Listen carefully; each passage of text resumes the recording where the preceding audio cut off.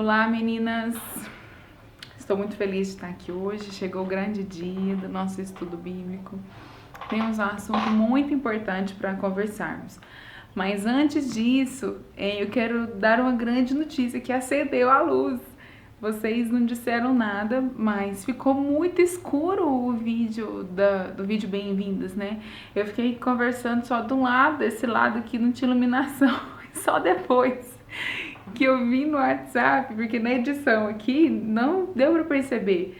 Mas quando eu abri no outro dia de manhã, eu falei, que isso? Vocês nem falaram nada no grupo, e eu fiquei conversando com a Sombra. Sabe o que aconteceu? Era 1h30 da manhã e eu não tinha acendido a luz, eu fiquei com a iluminação da rua, da lua, sei lá, mas ficou muito escuro mesmo. Então vocês me perdoem, vocês foram muito educadinhos de não ter criticado lá no grupo. Então hoje eu resolvi gravar mais cedo e para que vocês vejam melhor, né? Mas só depois mesmo que eu vi, vocês me perdoem. Então chegou o grande dia, vocês já separaram a caneta, o papel. Eu quero que vocês anotem todas as dúvidas, porque nós vamos falar do assunto mais sério da Bíblia, que é essa pendência, né, que nós temos com Deus e que em nome de Jesus vocês vão resolver ela hoje, nesse fim de semana. Amém? Que o Espírito Santo possa abrir os olhos do seu entendimento e que a palavra de Deus seja revelada ao seu coração. Em nome de Jesus, porque essa é a intenção de Deus. Quando Deus resolveu registrar em escrito todos os seus feitos, né? É para que eu e você fôssemos alcançadas. Amém? Então vamos lá, pendência. Nós vamos começar pelo primeiro texto aqui, é Gênesis, o primeiro livro da Bíblia, significa o livro do começo, né? O livro do início. No capítulo 1, queridas, o Senhor fala ali a respeito da criação do céu, divide dia e noite, né? Nós não vamos parar aqui. Em outro momento a gente conversaremos sobre isso. Mas nós vamos falar no capítulo 2, onde Deus cria, né? Separa o jardim ali no Éden, é um jardim no Éden, né? O Éden era uma região e nessa região Deus plantou um jardim. Às vezes as pessoas falam jardim do Éden, né? Também. Então era um jardim ali na região do Éden. E ali Deus, ele ensina o homem, na figura de Adão, né? Ele ensina Adão como se deve viver a vida. E eu e você vivemos a vida muito relacionada e a partir daquilo que nós recebemos dos nossos pais, nosso criador, né? Muitas vezes é o pai e a mãe, mas pode ser a figura da avó, a figura de tios. Eu não sei quem te criou, mas a nossa vida e a sua vida também, né? Ela é muito parecida, é regida pelos valores que você recebeu na infância e na adolescência. Então Deus faz isso, Ele ensina Adão como deve se viver a vida. Então, Gênesis, capítulo 2, do versículo 15 ao 17. Vamos ler lá então. Então o Senhor Deus colocou o homem no jardim do Éden, para cuidar dele e cultivá-lo. E o Senhor Deus ordenou ao homem: coma livremente de qualquer árvore do jardim, mas não coma da árvore do conhecimento do bem e do mal, porque no dia em que dela comer, certamente morrerá. Então o Senhor Deus declarou. Depois ele vem aqui embaixo falando que, como ele vai criar a mulher, é bom que o homem viva só. Nós vamos parar no 17, mas não coma da árvore do conhecimento do bem e do mal, porque no dia que dela comer, certamente morrerá. Nós vamos parar no finalzinho desse versículo. Deus estabeleceu que de uma árvore o homem não poderia comer. E isso, queridas, é real. Tive que dar uma saidinha, uma pausa. Vamos continuar então. Onde nós paramos aqui... Então, de toda a árvore do jardim comerás livremente, mas da árvore do conhecimento do bem e do mal, dela não comerás, porque no dia em que dela comeres, certamente morrerás. Queridas, de que morte é essa que Deus estava falando nesse momento aqui? É uma morte imediata? Sim, é uma morte imediata, porque ele diz no final do versículo: se do fruto dessa árvore você comer, certamente morrerás. No dia que você comer desse fruto. Então é uma morte imediata, sim, é uma morte instantânea, seria naquele mesmo dia. É uma morte física? Não, não é uma morte física. E a prova disso é que no final do versículo, a Bíblia diz o seguinte: e ele comeu com ela, então foram abertos os olhos de ambos e conheceram que estavam nus. Então só nessa hora que eles perceberam que estavam nus. E cozeram folhas de figueira e fizeram para si. Essa é a prova de que não era uma morte natural ainda, né? O coração não havia parado de bater no momento que eles comeram do fruto, mas algo havia acontecido imediatamente. Após comer, eles fizeram vestes provisórias para si. E depois disso a gente sabe que Adão e Eva tiveram filhos, né? Dois filhos da geração deles é Caim e Abel, e depois disso eles tiveram mais filhos. Então não era uma morte instantânea física, né? Então continuando, esse foi Gênesis 3, do versículo 6 ao versículo 7. Então, após a desobediência, há um fato muito triste que acontece. No capítulo 3, ainda de Gênesis, do versículo 8, 3, versículo 8, acontece o seguinte: ouvindo o homem a sua mulher os passos do Senhor, que andava pelo jardim. Gente, Deus vinha na terra na virada do dia. E ouvindo o homem e a sua mulher os passos. Eu não consigo imaginar o que é isso, né? O Senhor andando no jardim. É algo emocionante. Que andava pelo jardim quando soprava a brisa do dia.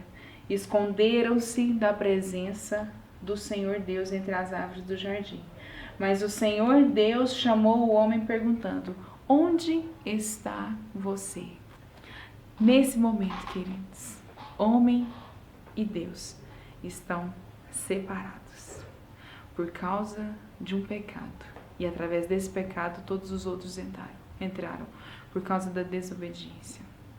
Talvez isso seja novo para você, mas homem e Deus nunca mais andaram juntos no jardim. Vamos continuar essas informações até que a gente formula o texto geral, né? Então Deus, que sempre vinha na virada do dia ter com Adão e Eva, dessa vez não os encontrou. Dessa vez ele disse: onde está você, Adão? E essa é a situação do homem, separado de Deus. O Senhor Deus, pois, o lançou fora do jardim do Éden para lavar a terra de que foi tomado. Nós vamos pular toda a maldição, a gente não vai falar dessa maldição que Deus colocou sobre o homem e as maldições que Deus colocou sobre a mulher, mas nós vamos já para o final. Gênesis 3, versículo 23 e 24. Por isso o Senhor Deus o mandou embora do jardim do Éden, para cultivar o solo do qual fora tirado. Depois de expulsar o homem, colocou ao leste do jardim do Éden querubins, que é uma espécie de anjos. Em outro momento a gente pode conversar sobre as escalas de autoridade dos anjos. E uma espada flamejante que se movia, guardando o caminho da árvore da vida. Infelizmente, queridos, o jardim foi fechado e a região desse jardim hoje é a região que mais tem guerras, né? Uma região terrível, onde ocorrem muitas mortes, onde a palavra de Deus é proibida de ser proclamada, né? De ser pregada. Então, enfim, quando Deus fechou esse jardim, ele, na verdade, ele se preocupou com uma árvore em especial. De início, a gente poderia pensar que seria a árvore do conhecimento do bem e do mal, porque foi essa árvore, o fruto dessa árvore que permitiu que o homem conhecesse, e eu e você hoje conhecessemos o que é o bem, o que é o mal, o que é o nu, o que é o vestido, onde está a malícia, onde não está. Então, foi por causa desse fruto. Mas Deus, ele diz o seguinte, no verso 22 ao 24. Então, disse o Senhor: eis que o homem é como um de nós. O Senhor está conversando com alguém. Num outro momento, a gente pode falar que Deus não estava sozinho na criação. O próprio Jesus estava ali.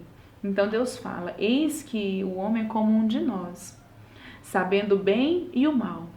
Ora, para que não estenda a sua mão e tome também o fruto da árvore da vida, e coma e viva eternamente.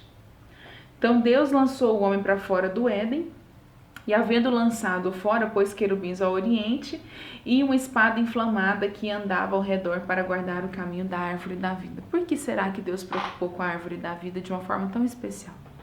Porque se o homem, numa situação de separação, ele não viu mais Deus. E a Bíblia diz que ninguém nunca mais viu Deus, porque o dia que visse, morreria. E hoje, se você tiver um encontro assim, de ver a pessoa de Deus, você vai morrer por causa do seu pecado, eu também. Então, o que aconteceu? Ele guardou essa árvore porque se Adão, ele representando a humanidade, comesse da árvore da vida, a árvore da vida é a árvore que dava eternidade. Então, se ele comesse aquele fruto, nós e Adão estaríamos hoje vivendo eternamente separados de Deus. Mas Deus, em sua infinita misericórdia, ele resolveu guardar a árvore da vida justamente por isso. Ele diz no final: como ele é um de nós, sabendo o bem e o mal, ora, para que não estenda a sua mão e também tome da árvore da vida, coma e viva eternamente. Em que condição? Separado de Deus. Deus não permitiu que a árvore da vida ficasse livre para consumo, porque senão a gente estaria para sempre separado de Deus. Deus ali já estava sonhando com o resgate. Bem, eu estou separado da minha criação, mas se eu guardar a árvore da eternidade, a árvore da vida, eu tenho a condição de oferecer um resgate, um conserto com a humanidade. Por isso essa árvore foi guardada. Talvez você me diga, Ludmila, essa é a história de Adão com Deus. É a história de Adão e Eva com Deus. Eu não tenho nada a ver com isso, né? Foram eles que comeram o fruto da árvore do conhecimento do bem e do mal. Mas eu tenho uma notícia para você. Não é só a história de Adão. A Bíblia diz em Romanos, eu vou ajudar vocês a encontrar. Está no Novo Testamento, abre mais ou menos no meio, a gente vai cair no Novo Testamento, perto do Novo Testamento, né? Passa ali Mateus, Marcos, Lucas, João, Atos dos Apóstolos, e então chegamos em Romanos, antes de 1 Coríntios. Romanos, capítulo 5. Prestem muita atenção no que a Bíblia diz a respeito desse pecado de Adão. Capítulo 5, versículo 2. Aí na sua Bíblia tem: portanto, da mesma forma como o pecado entrou no mundo por um homem, e pelo pecado entrou a morte, assim também a morte veio a todos os homens, porque todos pecaram. O pecado de Adão caiu sobre nós e imputa em nós a injustiça, imputa em nós a necessidade de perdão. Olha quão sério isso é. Em Gênesis, se vocês quiserem, não precisa abrir, só anotem, eu vou voltar lá em Gênesis, no capítulo 8,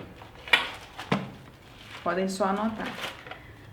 No capítulo 8 e verso 21, o contexto desse capítulo é quando Deus já estava por aqui com o ser humano, de tanta imoralidade, de tantas orgias, de tanta pornografia, de tanto desvirtuado. O homem estava daquilo que o Senhor tinha sonhado, daquilo que Deus tinha sonhado, que ele resolveu destruir. Depois eu posso colocar para vocês as provas, né, as evidências que tem daquela região, que realmente houve um dilúvio em toda a terra. Deus resolveu destruir, começar de novo. Ele descobriu um homem que andava segundo o coração dele, que era Noé. Então Deus resolveu guardar Noé e todos os animais dentro da arca. E a partir de Noé, de um homem que resolveu andar com Deus, ele nasceria uma nova geração. Essa é a esperança de Deus. Mas a gente já viu que não deu certo, porque o homem se corrompeu tudo de novo.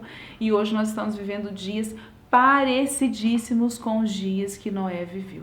Então, nós não sabemos como é que Deus está nos aguentando ainda, né, queridos? Com tanta coisa desvirtuada, com tanta coisa fora do padrão de Deus. Então, no capítulo 8, versículo 21, é o seguinte. Deixa eu ver aqui, capítulo... E continuando essa questão de que em Adão nós pecamos e o pecado de Adão cai sobre nós. Em Romanos 3, capítulo 3, versículo 10, diz o seguinte. Capítulo 3, versículo 10. Não há nenhum justo, nenhum sequer. Então Deus está reafirmando, além de ter caído sobre todos nós a condenação e a morte, nós não somos justos.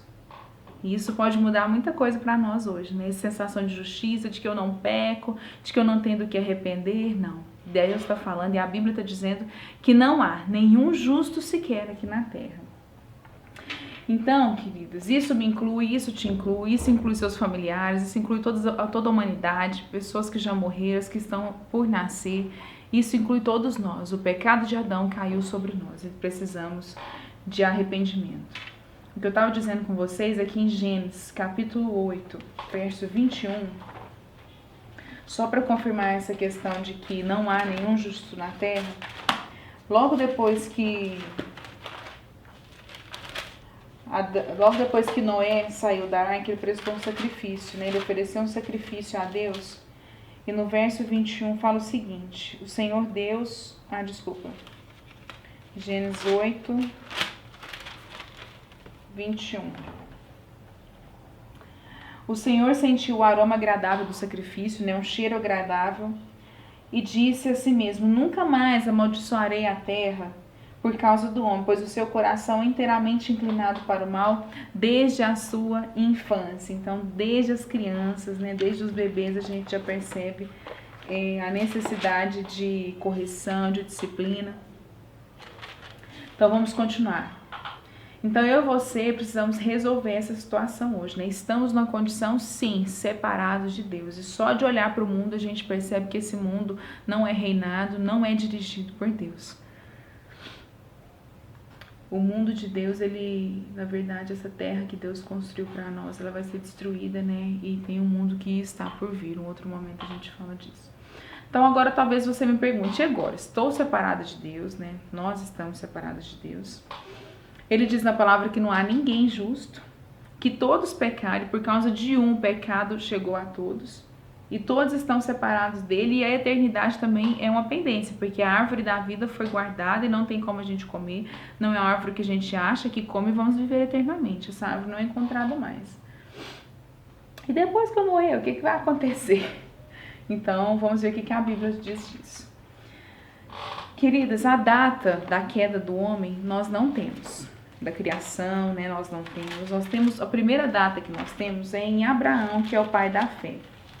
Logo depois ali do dilúvio, né, nasce Abraão e todo o seu chamado em Deus.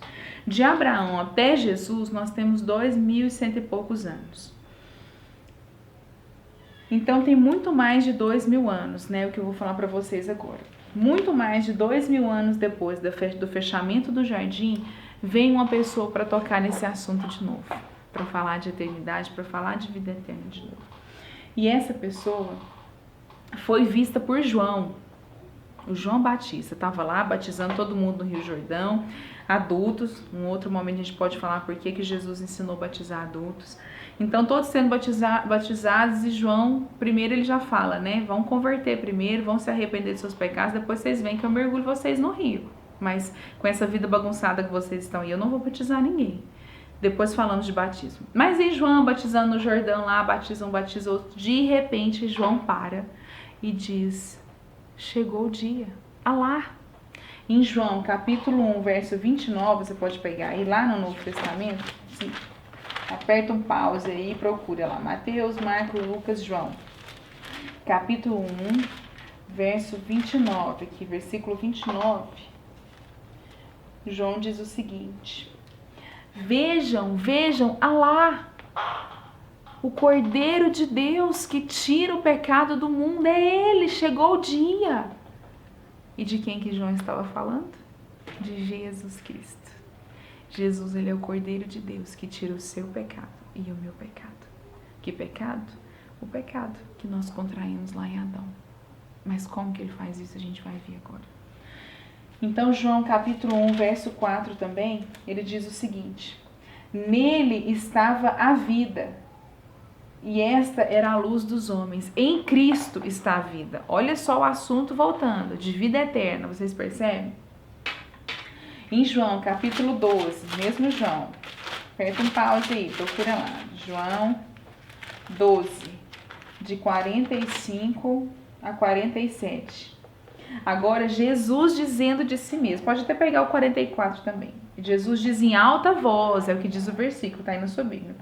Quem crer em mim, não crê apenas em mim, mas naquele que me enviou. Quem me vê, vê aquele que me enviou. Eu vim ao mundo como luz, para que todo aquele que crer em mim não morra nas trevas. Olha só. Então aqui Jesus está dando o caminho. Você vai crer em quem?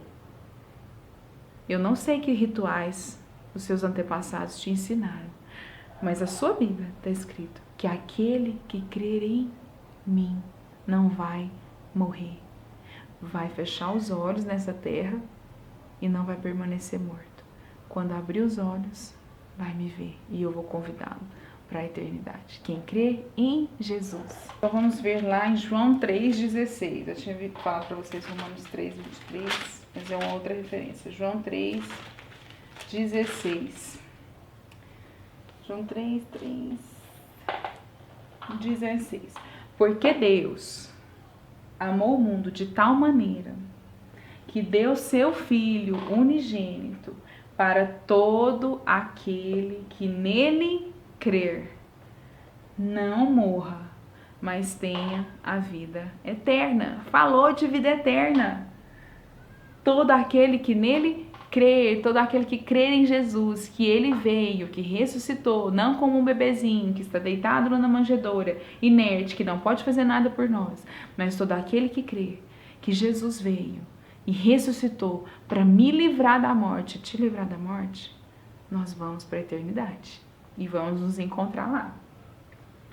Então Deus amou o mundo de tal maneira que deu seu único filho para todo aquele que nele crer não morra, mas tenha vida eterna. Em João 5, um pouquinho para frente, vamos lá, continuamos falando de eternidade. João 5, 24.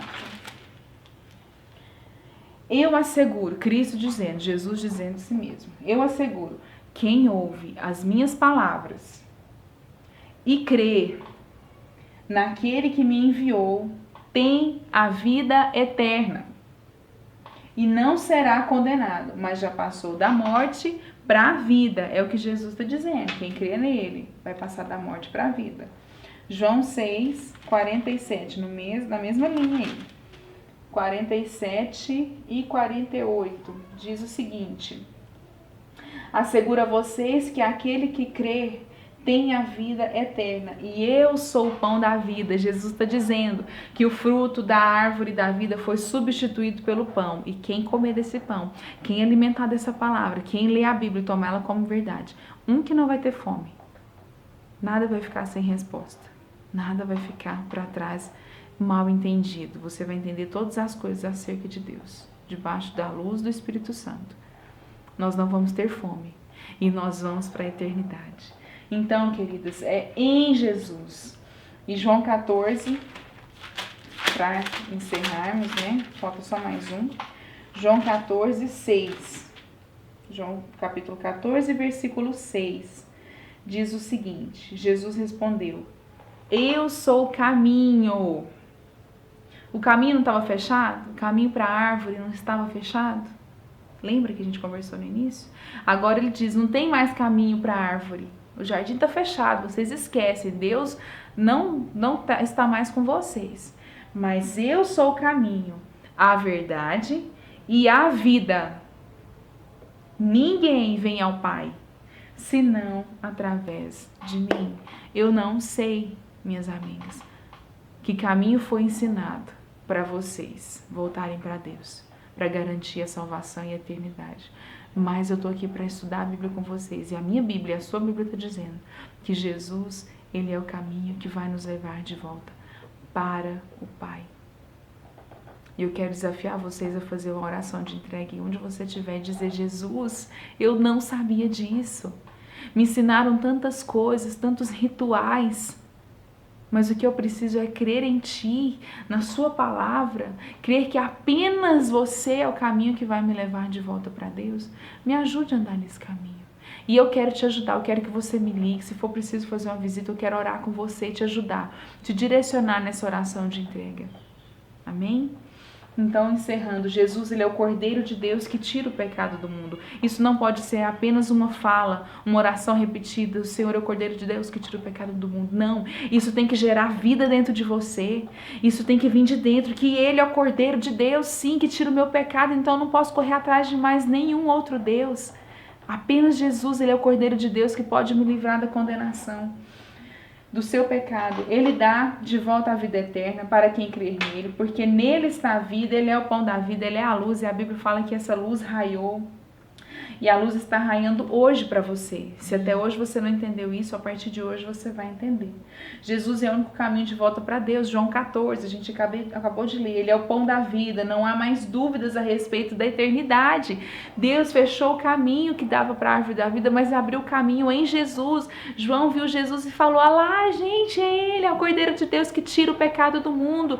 Dele eu não sou digno nem de desamarrar suas sandálias, porque eu estou batizando aqui com águas, com arrependimento, mas ele vai batizar vocês no Espírito Santo. Batismo no Espírito Santo, nós vamos falar também em outro momento. Então, quem crer nele passa da morte para a vida. É ele que disse: está consumado. Não foi isso que Jesus disse na cruz? Está consumado, Pai, está pago essa pendência que Adão contraiu. Porque Jesus, queridas, foi o único que ressuscitou. Tantos outros nós fomos ensinadas a adorar, mas todos estão mortos, esperando o juízo, que Jesus e Deus vão julgar. O único que tem relato de ressurreição, que foi visto depois, que mostrou suas feridas, foi Cristo, foi Jesus. E só quem venceu a morte pode nos acordar lá desse sono, dessa morte aqui, e para nos levar para a eternidade. Eu sou a verdade. Não crê em qualquer outra coisa. Eu sou a verdade, eu sou a vida, eu sou a vida. Então, queridas, você precisa resolver a sua eternidade hoje. Peça para Jesus entrar no seu coração e faça dele o único caminho, o único digno de você chegar no seu quarto de se ajoelhar diante dele e falar: Jesus, eu reconheço que você é o único caminho que vai me levar de volta para Deus. Eu quero morrer nessa vida, mas quando eu abrir meus olhos eu quero te ver. E você vai me levar para esse caminho de volta. E para encerrar, queridas, Isaías capítulo 7, Isaías foi um profeta, né? Talvez, eu vou até falar rapidinho aqui, talvez você esteja falando de Mila, mas e o pessoal então da antiga aliança, do Velho Testamento, do Antigo Testamento? Não tinha Jesus, eles foram todos para o inferno? Não, queridas. Se nós não tivéssemos o Novo Testamento, é capaz de convertermos a Jesus só pelo Antigo Testamento. Porque todo o Antigo Testamento fala da vinda dele. Todos esses aqui para trás viram Cristo em algum momento e se converteram. E estão aguardando o juízo para ir para a eternidade. O Antigo Testamento, ele destila, ele fala de Jesus do início ao fim. Podemos trazer umas evidências também depois. Nós vamos conversar no grupo, as coisas que vocês tiverem curiosidade, tudo vai virar vídeo, tudo vai virar palavra. Amém?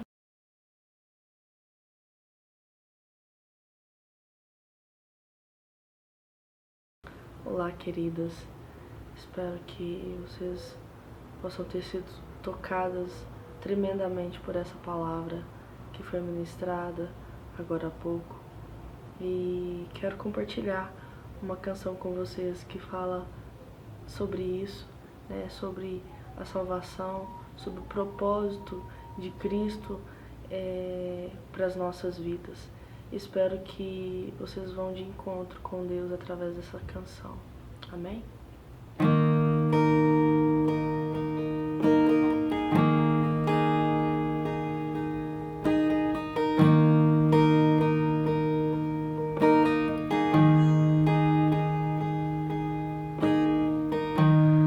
Nestes dias de desespero, incerteza e medo, em uma salvação eu creio, creio em ti, creio em ti, acredito em Jesus Cristo, acredito em Deus o Pai, acredito no Santo Espírito, que luz, vida nova traz. Acredito na cruz de Cristo, em que a morte enfim venceu. Acredito no ressurreto, que em breve voltará. Creio em ti.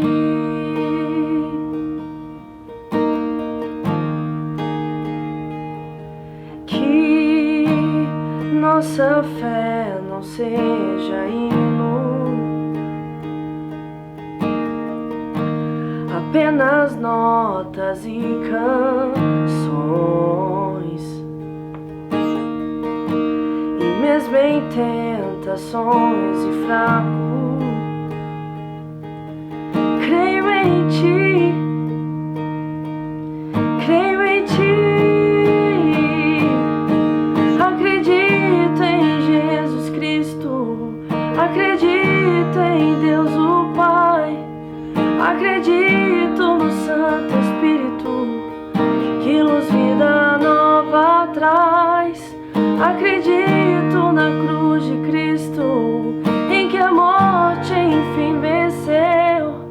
Acredito no ressurreto, que em breve voltará.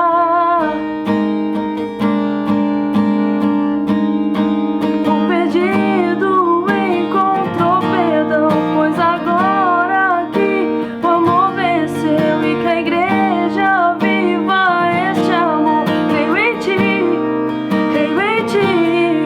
e as cadeias não prevalecerão, pois o véu rasgou e veio ao chão. Teu amor não voltará em vão. Creio em ti, creio em ti.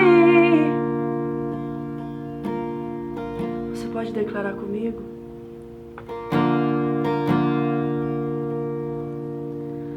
Acredito em Jesus Cristo, acredito em Deus o Pai, acredito no Santo Espírito que nos vida nova traz. Acredito na cruz de Cristo, em que a morte enfim venceu. Acredito no ressurreto, que em breve voltará. Acredito em Jesus Cristo, acredito em Deus o Pai, acredito no Santo Espírito que nos vida nova traz. Acredito na cruz de Cristo, em que a morte enfim venceu. Acredito no ressurreto, que em breve voltará. Creio em ti,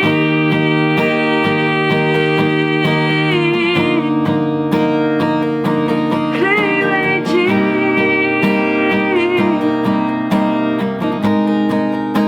que em breve voltará,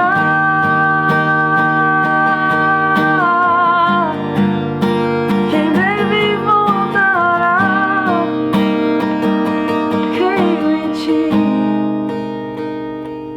creio em ti, creio em ti,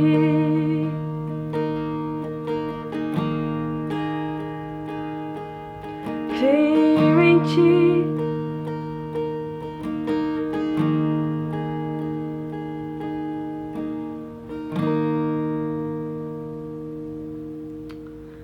Amém. Que você possa crer nesse Cristo, que é o único Salvador que tem para minha vida e para sua vida. Amém?